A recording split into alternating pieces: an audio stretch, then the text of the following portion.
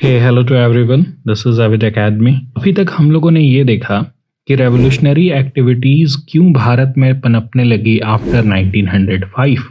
But अब हम लोग स्पेसिफिकली देखेंगे कि कैसे बंगाल में, महाराष्ट्र में और पंजाब में रेवोल्यूशनरी एक्टिविटीज बढ़ती है और कौन इनके पीछे होते हैं, कौन कौन से ग्रुप होते हैं, कौन कौन सी पर्सनालिटीज होती हैं जो रेवोल्यूशनरी टेररिज्म को आगे लेकर चलती हैं इन सारे स्टेट्स में। So we are starting with Bengal. First of all, Bengal में जो बीज था ना रेवोल्यूशन का, वो 1870 से ही डाल दिया गया था, खासकर कलकत्ता के स्टूडेंट कम्युनिटी में। लेकिन पहली जो रेवोल्यूशनरी ग्रुप जो ऑर्गेनाइज हुई थी वो 1902 में ऑर्गेनाइज हुई थी मिदनापुर में अंडर जनेंद्र नाथ बसु, और 1902 में ही अनुशीलन समिति की स्थापना होती है बाई प्रमोद मित्तर। इनमें और भी कुछ लोग जुड़े होते हैं जैसे जतेंद्र नाथ बनर्जी और बरिंद्र कुमार घोष। ये बरिंद्र कुमार घोष वही हैं, छोटे भाई हैं अरविंदो घोष के। But I want to tell you something that 1907 तक ये सिर्फ और सिर्फ फिजिकल या मोरल ट्रेनिंग देने का एक ग्रुप रहते हैं।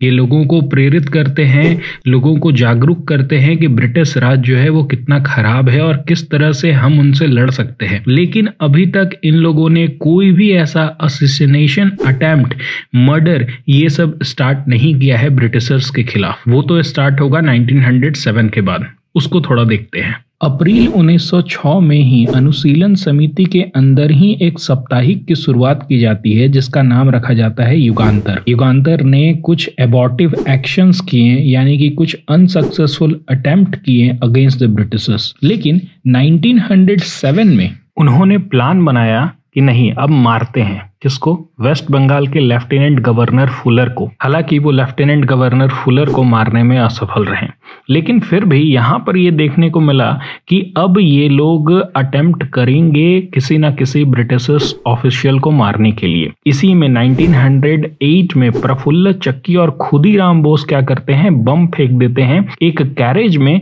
जिनमें उन्हें लगता था कि किंग्सफोर्ड, जो एक नटोरियस व्हाइट जज है मुजफ्फरनगर का, वो जा रहा है। हालांकि उसमें 2 लेडीज बैठी हुई होती हैं जिनकी मौत हो जाती है। इसके बाद फिर प्रफुल्ल चक्की अपने आप को गोली मार लेते हैं और खुदीराम बोस के ऊपर ट्राई किया जाता है, उन्हें फांसी पर लटका दिया जाता है। इस घटना के बाद फिर जितने भी युगांतर ग्रुप के मेंबर हैं उन्हें अरेस्ट कर लिया जाता है, इंक्लूडिंग घोष ब्रदर, यानी अरविंदो घोष को भी अरेस्ट किया जाता है और बरिंद्र कुमार घोष को भी अरेस्ट किया जाता है और उन्हें ट्रायल पर लाया जाता है under the famous Alipur conspiracy case. यहाँ से आपके क्वेश्चन भी आ सकते हैं। इस केस से जुड़ी एक और इम्पॉर्टेंट बात है, नरेंद्र गोसाई जो कि अप्रूवल बन गए थे, जिन्होंने पूरी बात को बता दिया था ब्रिटिश ऑफिशियल को कि कौन है इसके पीछे जिम्मेदार, उन्हें जेल में ही गोली मार दी गई। यानी कि यहाँ पर यह भी देखने को मिल रहा है कि गद्दारी की सजा मौत है। अब इसके बाद फिर ये ग्रुप जो है वो इंटरनली चलते रहेगा और अब इनके अटेम्प्ट फेल नहीं होंगे।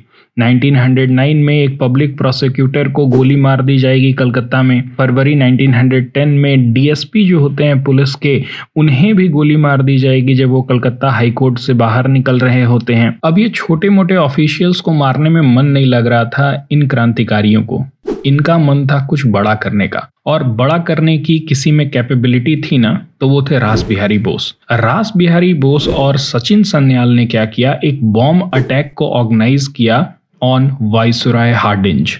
हार्डिंज के ऊपर इन लोगों ने फैसला किया कि बम मारेंगे, और तब बम मारेंगे जब वो ऑफिशियल एंट्री कर रहे होंगे, नया कैपिटल बना रहे होंगे दिल्ली को। तो आपको पता होगा कि 1905 में कर्जन ने क्या किया था, बंगाल का पार्टीशन कर दिया था ताकि वो मुस्लिम्स को अपीज कर सके, और इस बार भी दिल्ली को नया कैपिटल बनाया गया ताकि वो मुस्लिम जो दिल्ली में रहते हैं उनको अपीज किया जा सके।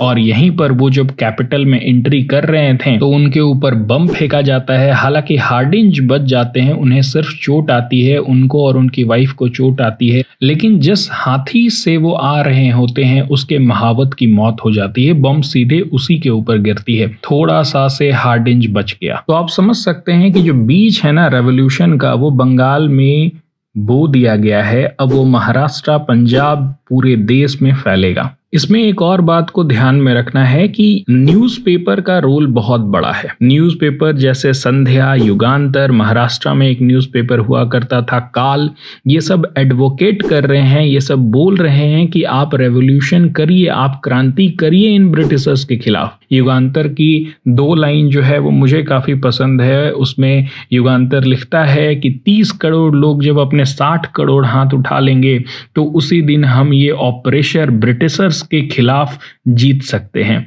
सो ऑफ कोर्स ये जो फीलिंग है ना नेशनहुड की, ये जो फीलिंग है ना कि हाँ हम ऑपरेशर्स को ही हटा सकते हैं, जो हमारा शोषण कर रहे हैं उसको हरा सकते हैं, वो एक तरह से इस देश में डेवलप होने लगा। हम जानते हैं कि हमें इससे आज़ादी नहीं मिलेगी, लेकिन वो जो भावना थी कि हाँ वी कैन फाइट ऑल्सो, वो यहाँ पर डेवलप हो रही है। तो नेक्स्ट लेक्चर में हम लोग महाराष्ट्र के बारे में देखने वाले हैं, हो सकता है उसी में पंजाब भी आ जाए। That's it for this video, thank you.